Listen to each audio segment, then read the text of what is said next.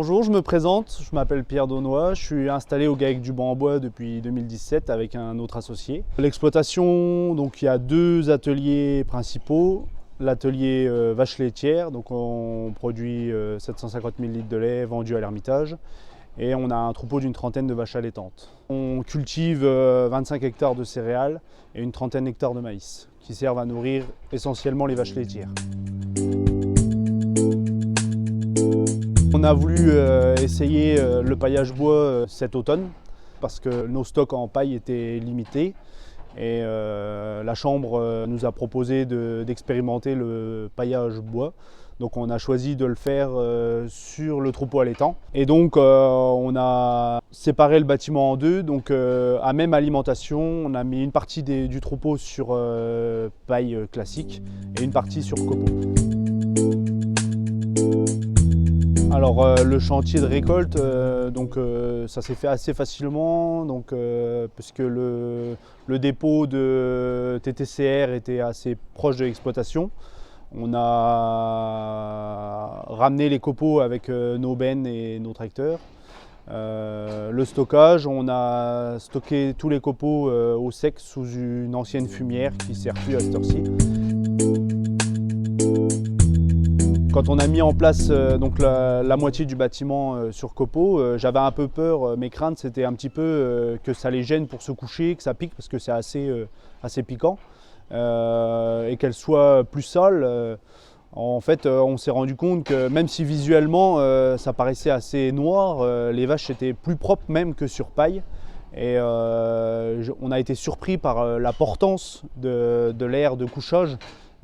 Contrairement à de la paille où les bêtes ont tendance à s'enfoncer. Quand on a rentré les bêtes, j'ai mis une bonne dizaine de centimètres d'un seul coup pour faire une bonne couche de départ. Et après on a rechargé, en fait on recharge 2 fois par semaine. On rentre au télescopique dedans et on met 2 godets 2 fois par semaine. Donc sinon tous les autres jours on n'y va pas, contrairement au paillage classique où on paille tous les jours. Une fois le 15 janvier, quand on a vidé complètement le bâtiment, on est repassé uniquement avec une grosse couche de départ et après on a rechargé 2 fois par semaine. Les points forts, comme je le disais tout à l'heure, c'est au niveau de la portance de la surface de couchage. On arrive à monter sur l'aire de couchage avec le télescopique sans que ça plante. Quand on a vidé à la mi-janvier, j'ai été agréablement surpris par le côté vraiment sec du sol en dessous des copeaux. Contrairement à la paille où il y a toujours du jus, même si on paille assez fort. L'inconvénient, c'est à la limite, c'est plus nous pour ramener le copeau dans le bâtiment. Et puis il y a un côté un peu psychologique où on voit les bêtes sur quelque chose de noir et ça nous gêne plus nous que les bêtes, quoi. Sur le troupeau, on a eu aucun problème particulier de pattes. J'avais un peu peur que des gros copeaux viennent blesser l'espace interdigité ou la petite peau des pattes de vache. Pas du tout, ça n'a pas été du tout le cas.